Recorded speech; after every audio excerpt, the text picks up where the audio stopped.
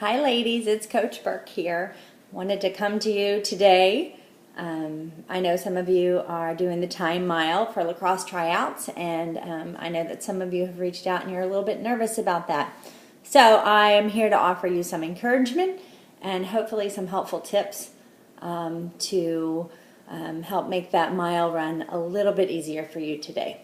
All right, so first and foremost, I really have to say that the key with running is consistency. If you want to become a better runner, you have to put in the time and the effort so that you can see results. Okay, if you want to get better, you actually have to run. Some people are like natural born runners. They go out there and they could just run for miles and miles and miles and never feel pain, never feel discomfort, and they've really just got that body. They've conditioned themselves. Other people, myself included, find running very laborious. It's very hard for me to get going and to really just get in that groove. And so for me, I've had to work at it a lot harder than some other people. So here are some tips that I use to help me make it feel at least easier, a little bit more enjoyable. So first and foremost, I will say that you must get out of your head. So often what we do is we do this negative self-talk. Oh, this is so hard. This sucks. This is just not what I want to be doing. And we say stop and we listen to our mind. And I'm here to tell you that you have to have positive self-talk. And, you know, in your head, it might sound like, I've got this. I can do anything. It's only 8 minutes and 30 seconds. I can do anything for 8 minutes and 30 seconds, and I'm going to do this, whatever it is for you. Just get out of your negative self-talk. Get positive with yourself. Encourage yourself. Be your best cheerleader in your head. You are rocking this. You're unstoppable, whatever it is. I ran a half marathon once. Only once. But here's what I did. As I got to, I think it was like mile 11, so it's 13.1, right? And at mile 11, I was like, why did I listen to my girlfriend? And why am I doing this run? I hate running. This sucks. I don't want to do this. And I really was in my head, and I said, I'm just going to stop for water at this water station. And I found myself saying out loud, all right, Laura, you've got this. You can do this. We've got this. And the woman at the water station next to me said, we do have this. We can do this. And at that point, I realized that my positive self-talk, my encouraging self-talk for myself, I was actually saying out loud.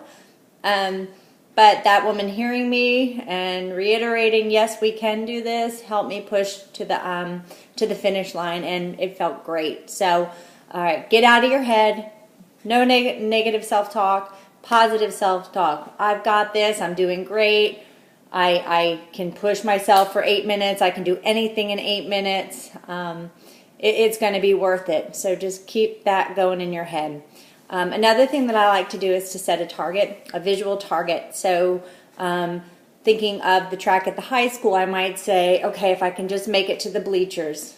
All right, and once I make it to the bleachers, I'm already looking ahead, saying, okay, if I can make it to the ticket booth, to the gate, if I can get to that point, you know, what I think helps me is that I'm chunking the run down into smaller segments, manageable chunks, instead of thinking I have to do 4 whole laps. I just set little targets along the way. Sometimes I even pick a person. Another strategy would be when you're starting, pick someone that you know is going to push you. Pick someone that has a pace just a little bit ahead of you so that you can push yourself a little just to keep up. Pick a person to keep a visual in front of you that I'm going to make it to where she is. Okay, and once you make it there, you're going to look again. Okay, I'm going to make it now to where she is. So sometimes that helps me just to make it seem like a smaller run. All right, focus on what you can control.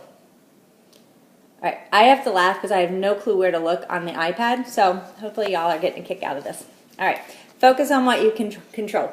So when you're running, you know, my head is up, my shoulders are relaxed, one foot in front of the other.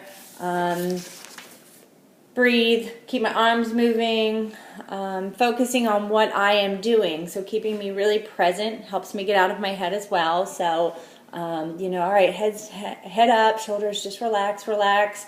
As you're running, kind of get your hands loose. Like I think they say, like if you have an egg in them when you're running distances.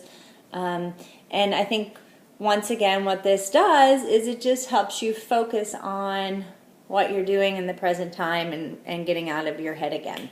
All right, one of my favorite things to do is visualize as I'm running.